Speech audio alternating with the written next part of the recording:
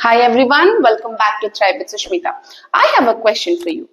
Have you ever felt confused about when to use be, been, or being in English? Now, these words look similar, but they have different uses in English grammar.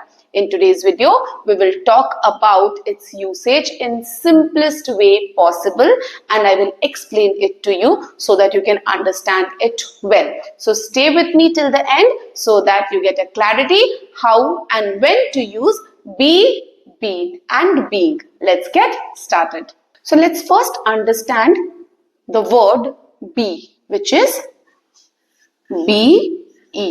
Understanding be.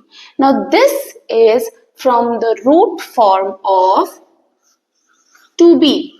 Okay, इसका जो root form है वो to be है, उससे we have this word be. Okay, we use be in two conditions. The first one is something that is expected to happen in future.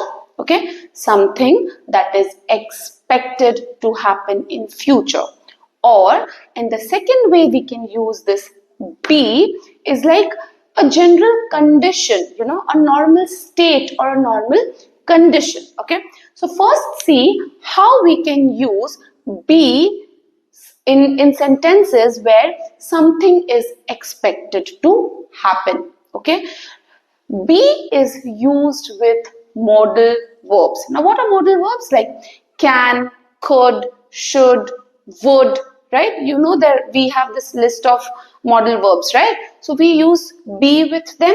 So if I say you should be careful, you should be careful. Should, we have used be with should, and this is something which is expected to be in future.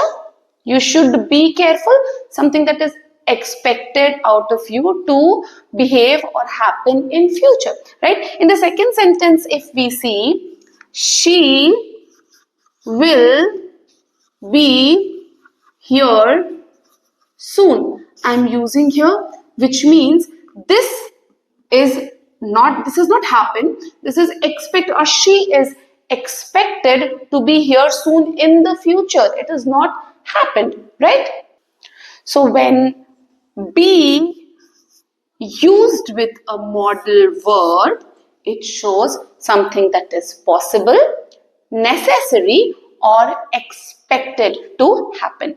Now in the second case, when be is used with a general state or a general condition wherein there is no action that happens, वहां पर कोई काम या कोई action नहीं हो रहा है, it just tells us that how something is or it should be, right? How something is or how it should be. Like if I use it in some sentences, I want to be happy. This is that here there is no action that is happening. It is a general state. It is a general condition that how I want to be. I want to be happy.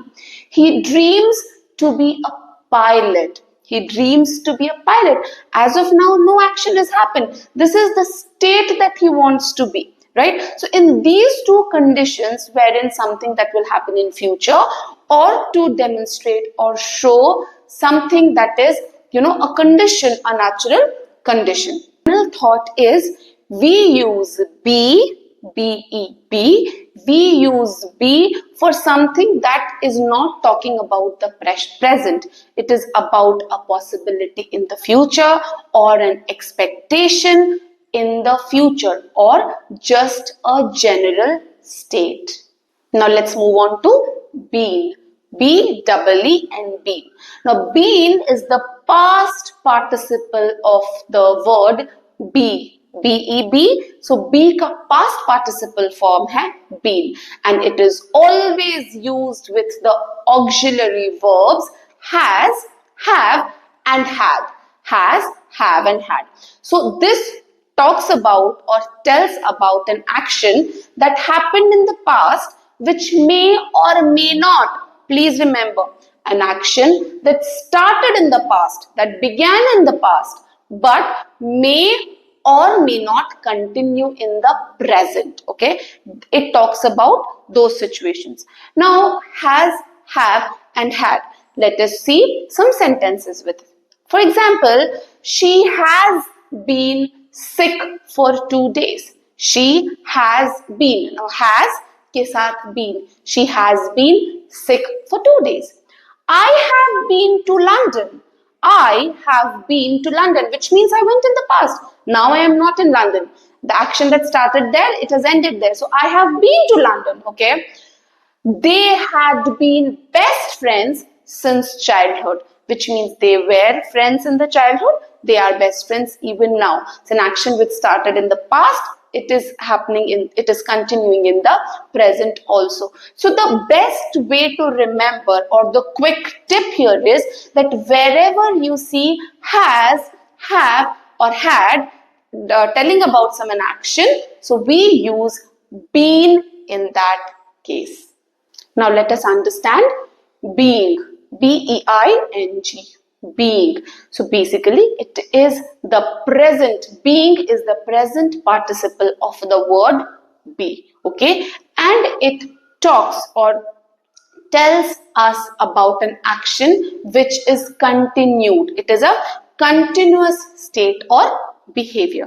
Like if I use it in a sentence, you are being rude, which means you're rude and you're continuing to be rude. Okay. She was being lazy yesterday. So yesterday, continuously, she was being lazy. Or maybe I love being around positive people, right? So this is a continuous state or action. So we have to use being, especially when we are talking about the present participle form and the continuous state of action. So if we sum up, be, been, and being, be is the base form, been is the past participle, and being is the present participle.